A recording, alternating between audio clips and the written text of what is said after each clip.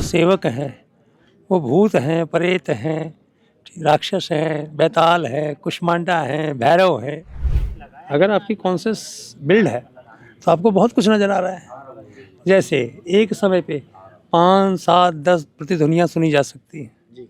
जैसे एक म्यूज़िक में हम हारमोनियम को, गिटार को, तबले को, ढोलक को, मृदंग को अलग अलग पहचान लेते हैं। तो उसी तरीके से संसार के अंदर में पराशक्ति, परालोक सब व्याप्त है। तो गार्जियन अपने माँ बाप की जो बात नहीं सुन रहा है, उससे हम क्या उम्मीद करेंगे वो अपने गुरु की बात सुनेगा, और किस हद तक सुनेगा, और सुनने का उसका जो है वे ऑफ पॉइंट, सुनने का नज़रिया क्या होगा ना।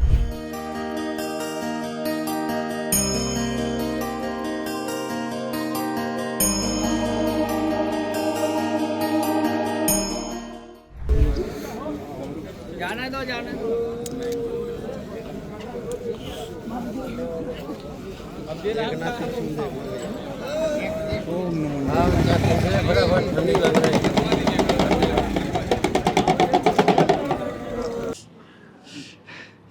राधे राधे, हर हर महादेव, जय गुरुदेव। धर्म की यात्रा में लगातार आपको त्यागी, तपस्वी, विलक्षण संतों के दर्शन करा रहा हूँ। प्रयागराज महाकुंभ में बहुत सारे संत आए हुए हैं, उनके दर्शन और सत्संग करवा रहा हूँ। अभी जिन संतों के दर्शन करा रहा हूँ वो उत्तराखंड से आए हैं। और ये बता दे तो उत्तराखंड से अल्मोड़ा से भी ऊपर बता रहे हैं, वहाँ से वो संत आए हुए हैं। और ये कहते हैं अघोर भी है और घोर है, अघोर नहीं घोर है, यानी अघोर और घोर के बारे में हम सत्संग लेंगे विशेष तौर पे। किसी ने कहा और किस प्रकार ये शमशान में रहते हैं वो मैं बताऊंगा, और शमशान में क्या साधना करते हैं ये भी मैं जानने की कोशिश करूंगा। हम उनके पहले दर्शन कर लेते हैं और सेवा कर लेते हैं, फिर सत्संग शुरू करते हैं। आ जाइए। और साथ एक बात और पूछूँ, जो कुंभ की यात्रा कर रहा हूँ, सीरीज कर रहा हूँ, किस प्रकार की लगी? हालांकि सीरीज मुझे पता है आप सबको बहुत पसंद आ रही है, तो मुझे अपने कमेंट करके बताया करो कोई ऐसी बात जानना चाहते हो तो भी। लेकिन ये भी जानेंगे कुंभ में कौन स्नान इस सबसे पहले करते हैं। चलो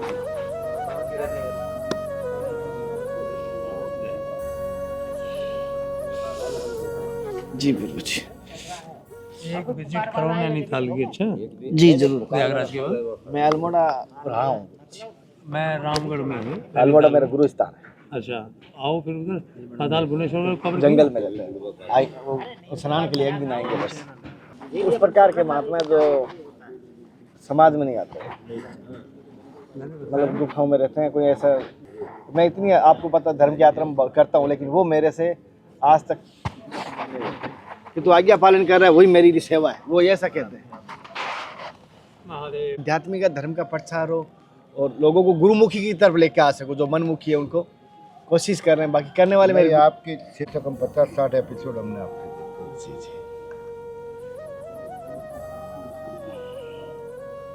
जी। पहले तो मेरी तरफ से समस्त भक्तों की तरफ से आपके चरण साक्षात दंडवत प्रणाम गुरु जी। जैसे प्रयागराज कुंभ की बात आती है, किसी भी कुंभ की बात आती है, तो सबसे पहले मन में आता है, पूछते हैं कि शाही स्नान कब है, ये पहला पूछा जाता है। लेकिन मैं ये जानना चाहता हूँ, जैसे शाही स्नान संत सबसे प्रथम करते हैं, ये क्यों परंपरा है कि सर्वप्रथम संत करते हैं, और कौन से संत सर्वप्रथम करते हैं? कौन से संत सर्वप्रथम करते हैं? जैसे कोई ऐसे जो शैव के उपासक हैं, उसमें जूना अखाड़ा है, जैसे हमारे 7 अखाड़े हैं शैव के, ये पहला अधिकार उन्हीं को है। अच्छा। और उसमें ज़्यादातर प्रथम स्नान जो है जूना अखाड़ा ही करता है। और सौभाग्य की बात है कि पिछली बार हमारे को निरंजनी अखाड़े को पहला स्नान का मौका दिया गया, इस बार का भी कोई ज्ञात नहीं है। अच्छा। और कुंभ के अंदर में जो भी चीज़ डिसाइड होती हैं, स्नान, ये सब चीज़ें मुहूर्त विधि विधान के हिसाब से हमारे गुरु पीर लोग लेते हैं, जो कि अखाड़ों में बैठे हुए हैं, वही इस मेले का आगाज़ और उद्घोष करते हैं। तो परंपरा के हिसाब से सभी संतों को देश के अलग अलग हिस्सों से सबको एकत्र होकर के यहाँ आना पड़ता है। अच्छा गुरु जी, जैसे आप भी कुंभ आए हो, पहले तो ये जानना चाहता हूँ, जैसे आपका गुरु जी का दिया हुआ, सभी संतों का दिया हुआ आपका शुभ नाम प्रभु जी? दिगंबर विवेकानंद सरस्वती। और परम पूज्य सदैव गुरु जी का शुभ नाम? गुरु जी दयानंद सरस्वती महाराज, श्री निरंजन देव जी महाराज वर्तमान नाम गुरुदेव का। अच्छा। हाँ, छोटे गुरु जो हमारे थे वो दयानंद सरस्वती जी महाराज थे। गुरु जी आपका आश्रम या कुटिया कहाँ पर है गुरु जी? मैं हिमालय के अंदर में नैनीताल से 35 किलोमीटर ऊपर रामगढ़ तल्ला नाम की एक जगह है, जहाँ पर एक शनि मंदिर है, शमशान है, वहीं निवास करता हूँ। क्या आप अघोर साधना करते हैं? नहीं, मैं घोर करता हूँ, अघोर नहीं करता। घोर और अघोर, बड़ा फर्क है। ये गुरुजी अभी सत्संग मोड़ ले लिया। अब आपको मैं बता दूं, सत्संग का मेरा भी इंटरेस्ट आ रहा है। अब गुरुजी से भी कुछ ज्ञान हमें मिलेगा अद्भुत, क्योंकि हम इतने दिन अघोर अघोर पकड़ रहे थे। गुरुजी ने एक बड़ी बात की थी, अघोर अलग है, घोर अलग है। अब इसके बारे में हम थोड़ी ज्ञान रूपी रोशनी डालेंगे और गुरुजी जैसे हमारे जीवन में इसके लिए सार्थक रही। गुरुजी जैसे किस प्रकार अघोर और घोर अलग है, अर्थात समझाइए। घोर कर्म कांड है, अघोर हर कर्म के अंदर कर्म कांड है। संक्षिप्त में छोटी सी बात से समझिए, एक होता है अच्छा बुरा कर्म करते समय प्रभु का चिंतन करता रहे, एक होता है कि कर्म कांड नियमित श्रद्धा भाव से स्नान ध्यान कर करके जो है वो करता है, वो घोर है। उसको लंबा समय लगता है, क्योंकि उसकी हर एक चीज़ की समय सीमा है। तेरे संध्या पूजन करता है वो। लेकिन जो अघोर है वो हर समय ही पूजा करता रहता है, उसके मन मस्तिष्क में अंदर में वही चलता रहता है। बुरे से बुरे दुष्कर्म करता है, लेकिन परमात्मा को याद करता है, इसलिए वो सैकड़ों अपराध करके बचा रहता है। अच्छा, और घोर जो है क्षणिक छोटा सा भी अपराध करता है तो दंड का प्रार्थी हो जाता है। अच्छा। हाँ, तो घोर ठीक है, अघोर ठीक नहीं है। गुरुजी कह रहे हैं घोर ठीक है, जो सात्विक कहा जाता है। सात्विक जो है उसमें मर्यादा है, किसी दूसरे प्राणी को जो है आहित न किया जाए, दुख न दिया जाए, तो मतलब द्रवित न किया जाए। जैसे गुरुजी आप शमशान रहते हो, तो आपको कभी ऐसा पूजा आराधना में हुआ कि आपको बलि करना पड़ा या मदिरा पान चढ़ाना नहीं, पड़ा? इसमें मैं विश्वास नहीं करता। विश्वास भी नहीं करते? विश्वास भी नहीं करता। अच्छा, तो गुरुजी जो शमशान में रहते हो तो महादेव के उपासक होते हैं या भैरव के उपासक, आप किसके हैं गुरुजी? जैसे आपने भगवान शंकर के लिए सुना होगा कि उनके जो सेवक हैं वो भूत हैं, प्रेत हैं, राक्षस हैं, बैताल है, कुष्मांडा हैं, भैरव हैं। ठीक है, तो जब आपको सब चीज़ों का समावेश होने लग जाए कि सब चीज़ें मौजूद है, आपकी आस्था का स्तर वहाँ तक पहुँच जाए कि ये सब बातें मिथक नहीं हैं, इसी में सार छुपा हुआ है। जैसे अभी हम यहाँ बैठे हैं, हमें तो आपको लग रहा है कि 4 लोग 6 लोग बैठे हैं, मुझे तो यहाँ पे बड़ा बड़ा सत्संग होता नज़र आ रहा है।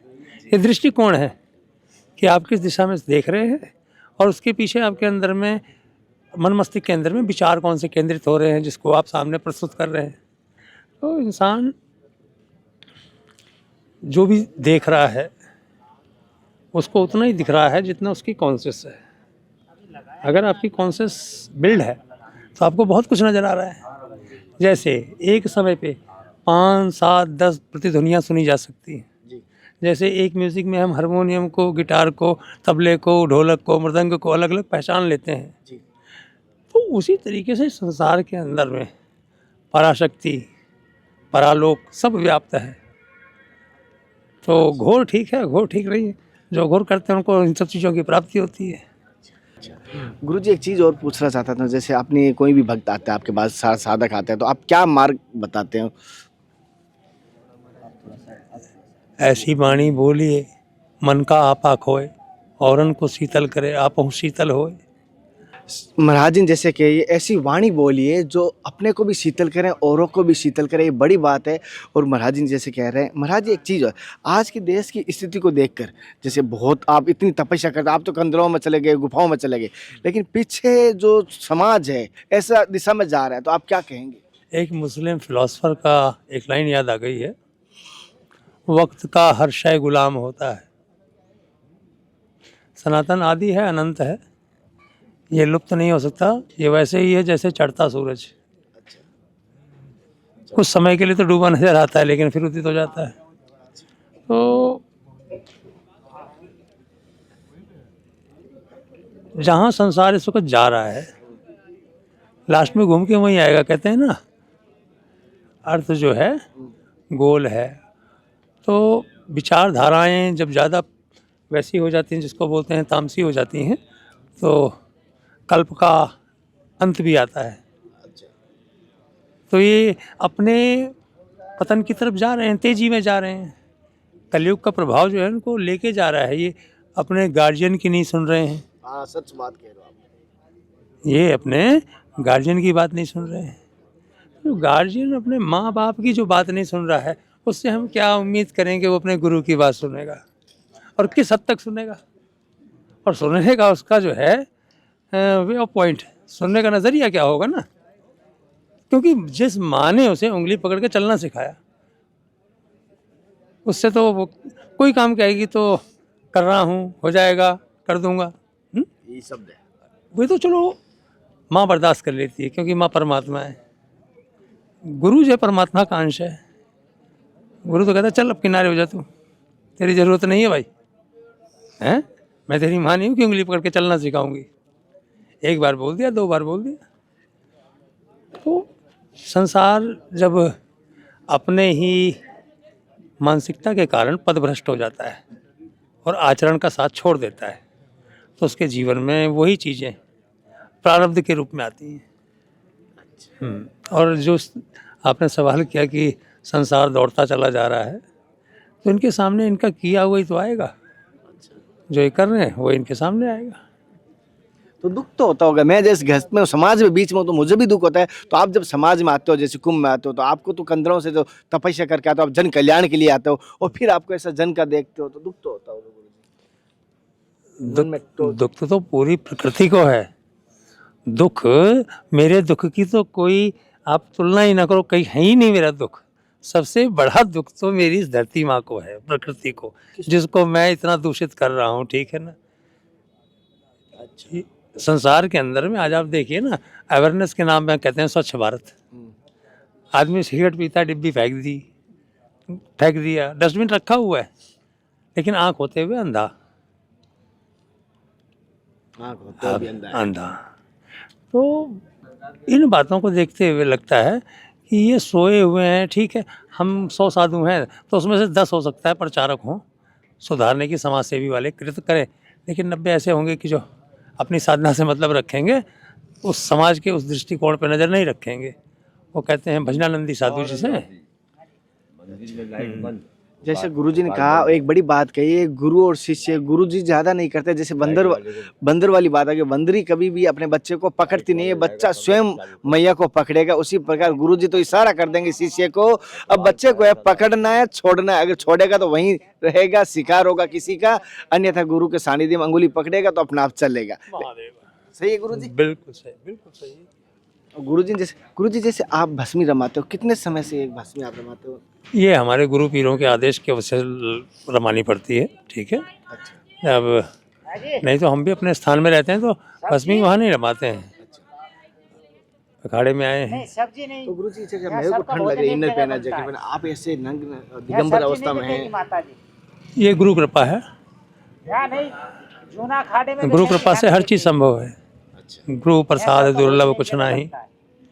तो जो गुरु का आदेश हो गया कि गंगा जी में खड़े हो जाओ, तो पूरी रात गंगा में भी खड़े होना पड़ेगा। और विल पावर जो है, आत्मशक्ति जो है ना, उसे साध लेगी। गुरुजी जैसे बहुत सारे अलग अलग हठ योग, अलग अलग साधना करते हैं, आपने कौन कौन सी साधना की? मैंने ऐसी कोई साधना नहीं की है। मैं सरलता में विश्वास रखता हूँ। सरलता ये है, आडंबर ना हो। आडंबर ना हो। अच्छा। आप वैदिक पूजा पे विश्वास रखता हूँ, लेकिन बड़े बड़े आयोजनों में विश्वास नहीं रखता। वैदिक पूजा में विश्वास रखते हैं, बड़े आयोजनों में, फंक्शनों में गुरुजी कह रहे विश्वास नहीं रखते हैं। यथार्थ यही सत्य है, क्योंकि आदमी को उसकी एक अलग मानसिकता होती है। संत बनने के बाद एक अलग मानसिकता हो जाती है। आज के समय में ज़्यादातर भेषधारी बन के घूम रहे हैं, अभी संत के भेष में, और मनमुखी घूम रहे हैं, तो ये ज़्यादा फैल रहे हैं, इसके बारे में आपका क्या? आपने बहुत सारे समुदायों के नाम सुने जी धर्मों के नाम सुने, जी। ये उसी तरीके से फैल रहे हैं जैसे ये सब फैल गए ना। वैसे पहले तो एक पूरी की पूरी कम्युनिटी फैल रही थी, अब ये उसमें से भी बट के एक बट रहे हैं, ठीक है। परफेक्ट बात कही। पहले एक कुनबा बटा, अब कुनबे के सारे तिनके बट रहे हैं। झाड़ू की बात करो। हाँ, तो इससे कोई मुझे फर्क नहीं पड़ता। लास्ट अंत बुद्धि विशेष सबकी जागेगी और सबको मालूम पड़ेगा वो हमाम में हमारी तरह ही है, सनातनी है, सनातन ही है। तो गुरुजी ऐसे तिनकों में बंटेंगे तो समाज को कोई भी तोड़ सकता है। फिर तो आगे आने वाली जनरेशन इसको तोड़ेगी, वो अपने हिसाब से डेवलप करेगी धर्म का नज़रिया क्या होना चाहिए। ये अभी भी शुरू होने लगे हैं? हो गया, बहुत से घरों में हो गया है। हो गया, सही बात है। गुरुजी जिंदा है, उनकी फोटो लगा के आरती उतार रहे हैं। ठीक, ये गुरुजी ने बड़ी बात कही है, सच बात है। ये गुरुजी जिंदा है, उनकी आरती उतार रहे हैं। और गुरुजी वर्ण व्यवस्था को लेके, जैसे अभी कहना चाहिए अलग अलग जातियों में शादियां हो रही है मन इच्छा से, तो इसको लेके क्या कहना चाहेंगे? क्या ये वर्ण व्यवस्था को बिगाड़ेगी? इसको हमारे भाषा में कहा जाता है कि अगर इस तरह की शादियां होंगी तो उनसे जो उत्पन्न संतानें होंगी वर्ण संकर हो जाएगा, तो उनके अंदर में कोई ऐसी मानसिकता नहीं रह जाएगी कि मैं इस विशेष का हूँ। मतलब वो समझ लीजिए उनका डीएनए ही एक तरीके का चेंज हो जाएगा। जो नारायण के भगत थे वो आधे नारायण के रह जाएंगे, आधे शंकर के हो जाएंगे। आज आप देख रहे हैं एक व्यक्ति हनुमान जी की पूजा कर रहा है, उसकी भी कर रहा है, उसकी भी कर रहा है, उसकी, ये सब क्या है? वर्ण शंकर का प्रभाव है। तो ऐसी चीज़ें दिख रही हैं, लेकिन इसको हम लोग बोलने में संकुचित, अपने आप को संकोच करते हैं, ठीक है ना, बोलने में, क्योंकि भाई एक बेटा अपने बाप को ही बाप बोलेगा ना, 100 बाप तो नहीं हो जाएंगे। लेकिन हमारे साथ हो रहा है, नहीं समझे? अब समझ गया। गुरुजी कह रहे हैं जैसे एक इष्ट सबका होता है, ज्यादा इष्ट रखें ना। अब समझ जाओ गुरुजी ने बात कही हुई इसी अर्थात में कही। ओम नमो नारायण। तो नारायण जय हो तपस्वी मूर्ति महादेव गुरु समय कालखंड जो है हर कुरीतियों को खा जाता है, ठीक है। जो चल रहा है ये अगर तेजी में चढ़ा तो यानी ज़्यादा ऊपर जाएगा तो ज़्यादा ऊपर से गिरेगा। तो एक एक तिनके में बटा हुआ ना, उसका टूटना संभव है। कुनबों का टूटना संभव नहीं था। ये तो बहुत अच्छी बात हो रही है। पहले कहते हैं आदिकाल से सनातन था, आज सनातन पूरे विश्व में ओनली फॉर भारत तक आके सीमित रह गया, बाकी पूरे में दोबारा से ये पूरे विश्व में जाएगा। कैसे जा सकता है? जाएगा ये हमारे जरिए ही जाएगा, हमारे जैसों के जरिए जाएगा। सनातन के जो ध्वजा को लेके चलने वाले हैं दुर्गामी लोग, वो उसको लेके वहां तक पहुंचेंगे। ओम नमो नारायण गुरुदेव। अच्छा, ले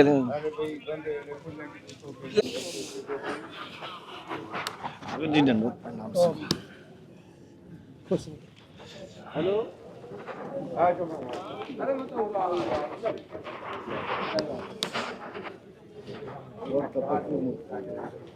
आप इस मार्ग पे बच्चापन से आए हो, तो आपके जीवन का सार क्या रहा इस मार्ग पे? है ना आपके पास में? देखिए सत्यता तो ये है कि मैं बचपन से नहीं आया। पालन करके आए? हाँ, दो जब समय ने मेरी कॉन्शियसनेस ने मुझे जगाया, और कौन देगा? तब मैं जो है कौन देगा? इस तरफ आया, इस मार्ग पे आया, गुरु परंपरा मार्ग पे। सन्यास के अंदर जरूरी नहीं है कि बालपन से ही आए। जब जागो तब सवेरा। हम देंगे तो जब आप दोगे। जैसे गुरुजी ने बताया अपने जीवन के अनुभव, और महाराज जी ने जैसे आध्यात्मिक सत्संग के रूप में बताया हमारे समाज के लिए। महाराज जी से मैं वापस जुड़ूंगा, क्योंकि प्रयागराज को मैं यही हूँ, और महाराज जी से सत्संग जरूर लूँगा। आप बताइए महाराज जी से कौन से सवाल पे, कौन से विषय पे सत्संग लेनी चाहिए? घोर और अघोर को लेकर, गुरु को लेकर और समाज को लेकर महाराज जी ने बड़ी अच्छी बात कही। अगले दर्शन और सत्संग का फिर मिलते हैं, तब तक जय हिंद, वंदे मातरम, हर हर महादेव, हरे कृष्णा, हे नाथ, हे मेरे नाथ। मैं आपको भूलूँ नहीं। जय गुरुदेव, जय संत भगवान।